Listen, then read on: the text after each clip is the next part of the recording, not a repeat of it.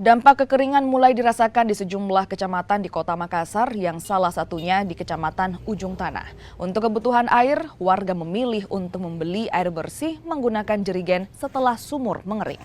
Muhammad Ali salah satunya, warga Ujung Tanah ini harus jauh-jauh membeli air bersih untuk kebutuhan rumah tangga.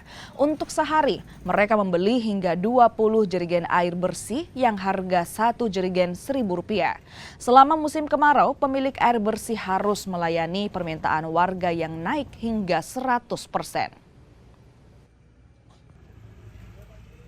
Ya, jalan ledennya, adapun sumur bor dekat rumah itu airnya juga sudah mengurang, baru agak berbau. Oh, memang sudah berapa hari Miki ini ambil air ini Pak? Beli? Kalau saya baru sekitar setengah bulan, tapi yang lain-lain itu sudah ada yang 1 bulan, bahkan 1 bulan setengah. Saya menilai dari sisi kemanusiaannya karena di sana orang sangat butuh air. Biasanya berapa diambilkan orang ini aja? Kalau pengambilannya itu 1 jerigen ya kita kasih 1.000 aja. Kadang kita lebihkan kalau misalnya dia ambil 10 kasih gratis 2.